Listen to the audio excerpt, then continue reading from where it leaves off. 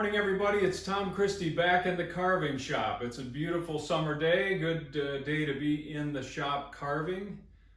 Welcome back to my YouTube channel for wildfowl and decoy carvers. A lot of how-to videos. I have over 200 videos now and growing. So I appreciate all the support, and this will be session 4 of creating a redhead pair of decoys. And if you haven't seen the previous sessions, those involve getting the head shaped up, eyes inserted, bodies roughed out. And now in session 4, we'll refine the bodies. We'll do some feather group carving, finish sand the birds, and also get the heads mounted in the proper positions, and I'll show you how to do that. If you're getting value out of my channel, please consider hitting the subscribe button. I would appreciate it. It's free. Doesn't cost anything, but it does help me out as I continue to build content on this channel. All right, let's get started on the redhead decoys. I think the first thing I'll do is get the heads mounted because there's a lot of carving to do and we won't actually put the head on at this point, but getting it set in place kind of helps me visualize how the carving is developing before we put additional details in. And I'm going to accomplish that by kind of getting this head position. I'm going to have a slight left turn. I don't want the bill down like this. I want it up. And in order to do that, I'm going to take material out back here, slant this down so that the head will slide in and the front of the neck will meet up with the baseline here. So I'll use some carving tools. We'll start taking that down, and that needs to be, so I'm going to be on an angle sort of like this. One consideration you have to keep in mind, I can't just dig this out down in this direction without paying attention to this, because if I do, when I turn that head, it's going to cock the head. So this angle down needs to follow this line, the center line, so that when I get the head mounted, it's level and it's not.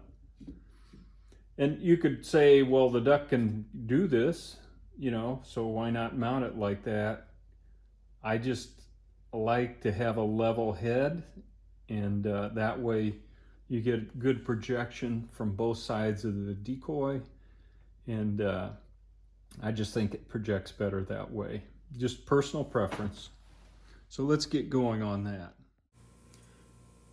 I'm going to use this 1/4 inch burr, cylindrical burr, and just kind of go down the center line and gradually make that deeper. I just like to start at the center line and then kind of work from both sides to keep that squareness from side to side, like we talked about earlier. And you can see I've marked where the head backs into the cape there. Now I'm just using the end of the burr, kind of like an end mill, and pushing that down in. You've got to be careful with these burrs and maintain good control. Keep your fingers out of the way.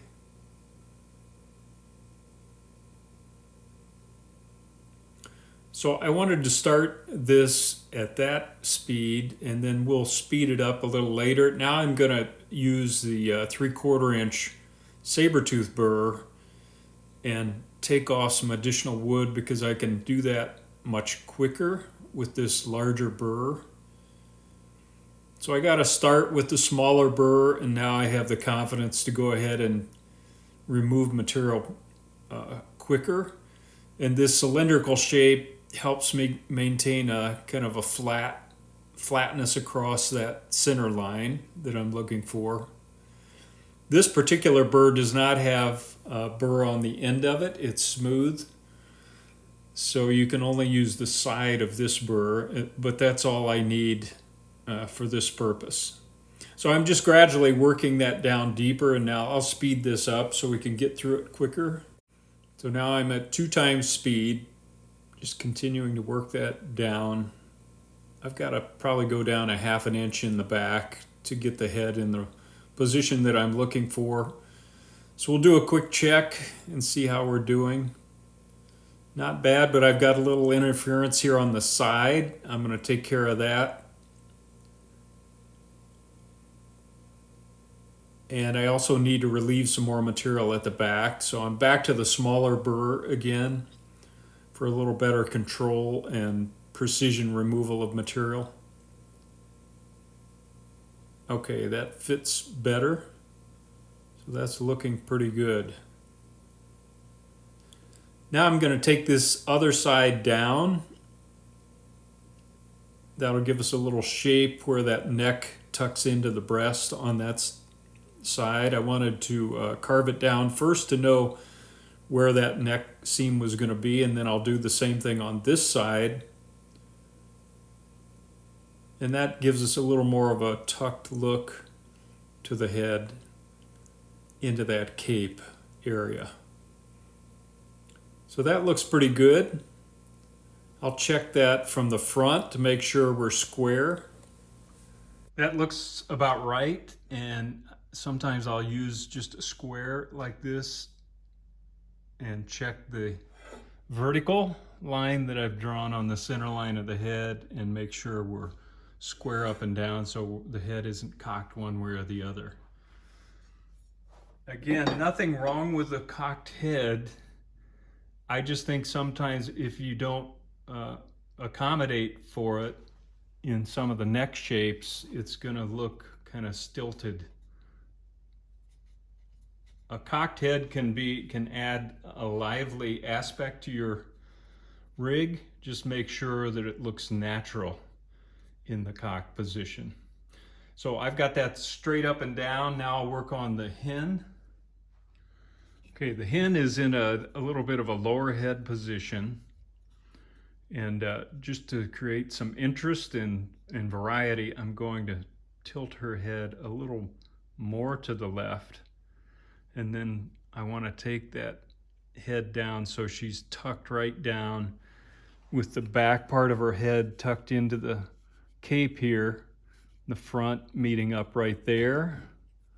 And the angle of the head is going to be a little more severe, so I'll sketch that in. And same process here. We need to take wood out back here and keep it level on this angle from side to side. Since this is very similar to what we did on the Drake, I'm just going to run this at 2x speed from the get-go. But I thought I would go ahead and show the hen.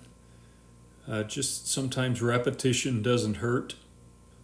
So I'm starting at the back. I'm kind of cutting that line in down the center line using the 1/4 inch burr, the end of the burr, to start removing material.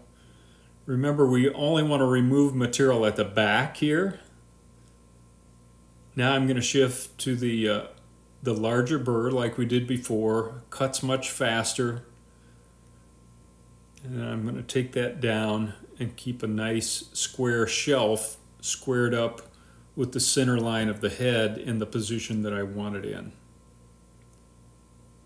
So you can see I'm making the deepest part kind of over to the side. Now I'm taking that breast down like we did on the Drake. I really want this hen to have kind of a nice, soft, tucked head feel to her, and that'll complement the Drake. Let's check the fit. Pretty good, but I think I need to relieve some material back here in order for her head to settle back in a little bit more.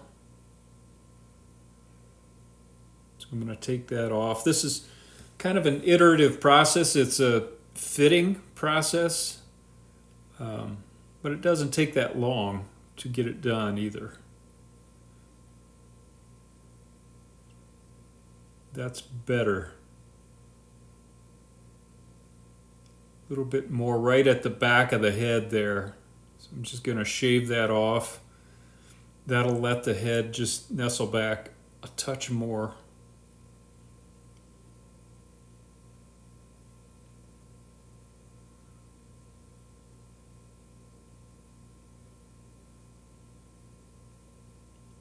A little bit more.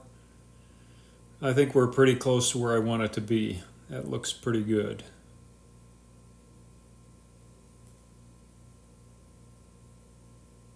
Same routine on the hen. Got her head mounted.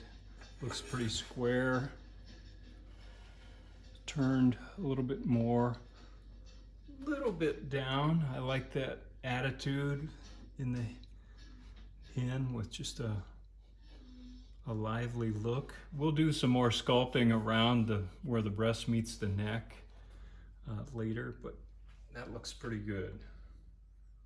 All right, I've done some layout work on both birds, and with the cross primaries, key dimension is use your reference from the tip of the primaries to that first tertial, and then that kind of sets the stage for the rest of this.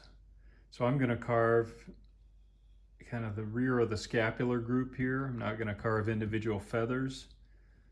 I'm going to carve this speculum in place and a little bit of the primary feathers going down underneath, and probably the tertials. I'll carve those in. So I've got that laid out. On this side, remember we dropped the side pocket a little bit, so there's more of that can be shown of the speculum. On the hen, kind of the same approach here. Determine that, lay in the tertials. The speculum lays in here, and then I'll carve those wingtips in, the primary group that kind of is laying on the side, on both sides. And this is opened up back here. So this will all be painting. I'll probably do some bumping on the side pockets just to give it some more character. All right, I'm running this at 2x speed on the video, and I'm going to use that cylindrical burr and just do a lot of rough carving of the primary groups, around the primary groups, the tertials, and the speculum. So I'm going to skip through this pretty quickly, but you can see I'm working to define where those primaries fold under the speculum. Now I'm going to work to define where the scapulars start, and I'm taking the speculum down a level so that it appears as though it's tucked under the scapulars. Now I'm just rounding off the tertials. Not my best camera work here. I apologize for that. I'm a little off screen, but sometimes I can't tell when I'm going at the carving. So I'm just working to refine that area, kind of back and forth. We'll skip ahead a little bit. So you can see I've got that primary defined, and I'm using the burr to clean up the V area between and shape those so they tuck down. Now I'm going to the opposite side, cutting in the speculum and the primaries on that side, and beginning to shape the tertial group. It's a little better view from this direction.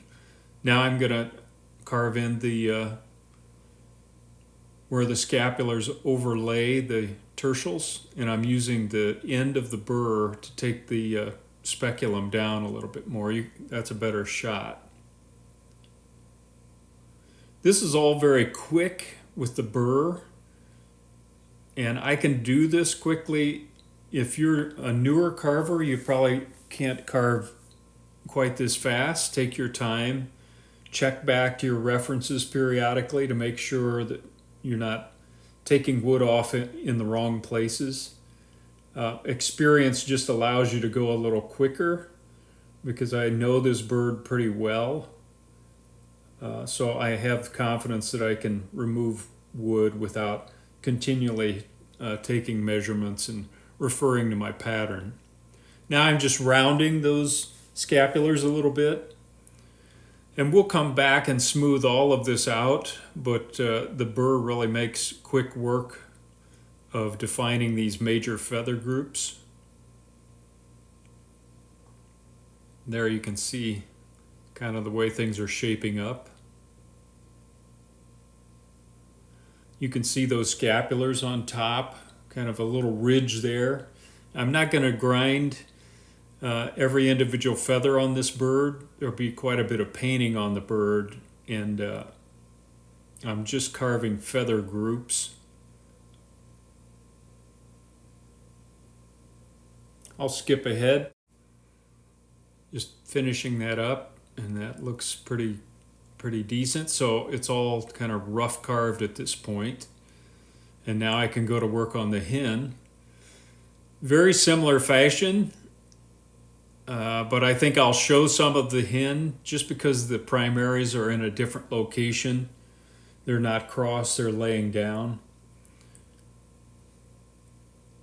But a very similar process, working to outline the primaries, working to outline the tertial group, the speculum group.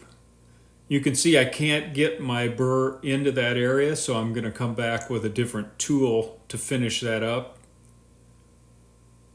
Under the primaries there, there's not much room between the primaries and the tail feathers. So we'll come back to that. Now I'm cutting in that other primary group and the speculum on that side.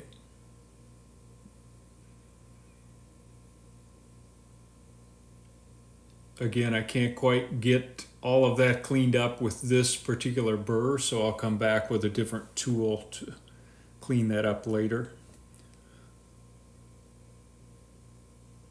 Now I'm just going to the end of the scapular group there and defining where that should be. And just rounding the edges. So I'll skip ahead on this since we've already looked at the drake carving. It's very similar. Okay, we're a little farther along, and that's about all the definition I need to carve in with the burr. And then we'll come back and refine all of this with ruby bits. It'll kind of do a lot more smoothing and shaping than I can get done with just a cylinder shape of the burr. Take a quick look at how we're doing here. Looking pretty good. Just stop for a minute and take stock of what we've got accomplished with that 1/4 inch cylindrical burr. I was able to just kind of rough in groups of feathers and shape things up generally. Now we'll have to go to more refined bits and really begin to shape things up, make sure it's accurate. But we're making progress. Now I'm going to this little cone-shaped or bullet-shaped ruby bit, and I'm just going to go over all this carving that I've done with the burr and smooth things out with that ruby medium grit, and also use the tip of it to define things a little better, clean up any sloppiness, any deep burr marks, and just further define the feather groups. I like this bit because I can use the tip like this to dig in under the primaries where the tail coverts meet the tail feathers, and then I can use the side of it to just sand. So it's a nice functional bit. I'm going to go over the entire bird that way. We're still at 2 times speed, and now I'm shifting to the 150 grit sanding drum, and I'll just do a general sanding of all of the body at this point to kind of shape things up. And I like this cylindrical shape because I can use the corner or the edge of that cylinder to really get close in, like in areas like this, and get right down in there and remove tool marks. So I'll do that for both birds. All right, I've got those rough sanded with the Fordham, and now I just want to use some 80 grit Swiss sandpaper and just hand sand. And again, I won't show you much of the sanding. It's very repetitive and not my favorite part of carving, but it's a necessity. So I'm going to go over this and just smooth things out with the hand sanding. It'll take ridges off and smooth the surfaces in general. And I use 80 grit so that I'm removing wood as I go, and I'll go to a finer grit on the sandpaper before getting the bird ready to seal up, just to finish sand it. Now I've used my pencil and kind of penciled in some groups of feathers on the side pockets. I want to cast some soft shadows with some feather groups, not try to carve every individual feather. I'm going back to my little 1/4 inch cylindrical burr, and I'm going to go into those groups and just cut in an outline to begin with. This is at normal speed, by the way, because I just want to show kind of the speed of this process before I speed up the video. This, if done right, has a tendency to make the side pockets look softer, especially in overhead light, because you cast subtle shadows. There's going to be a lot of painting on these side pockets, but I want to have some feather bulges to really give a sculptural aspect to the side pocket and make it look softer than just a hard surface.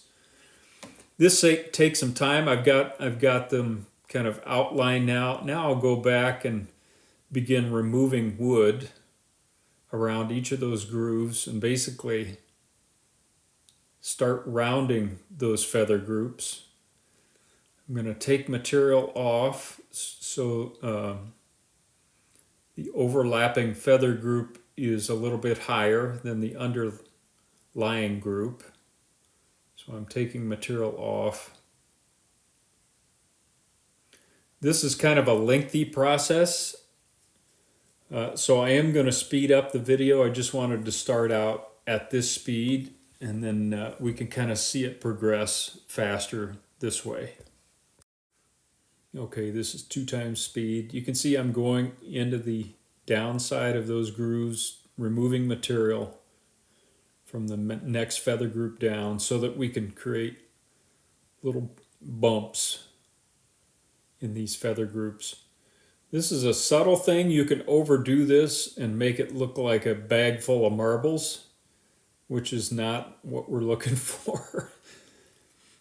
And I laugh at that, but it is easy to do. Too many bumps really start to make things look awkward. So I'm going to rough these out first.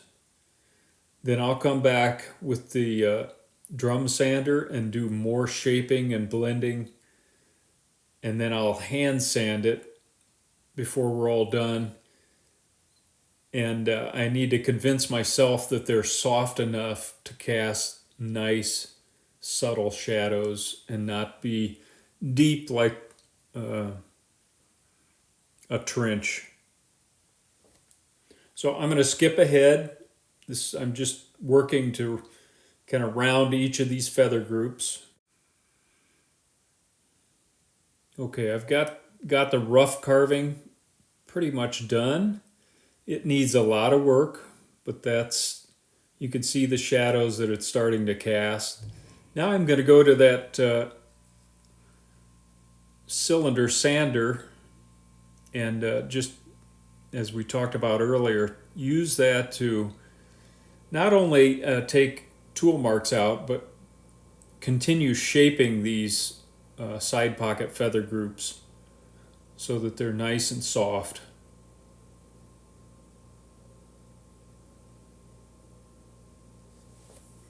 I'll skip ahead again. A little farther along, with the sanding now, and let's take a look at how things are looking. You can see in the light just more subtlety now, and now I'm going to use the 80 grit sandpaper and just go over everything, knock it down further. So again, we don't have any severe bumps, just nice soft curves. This will take some time. There's no substitute for hand sanding.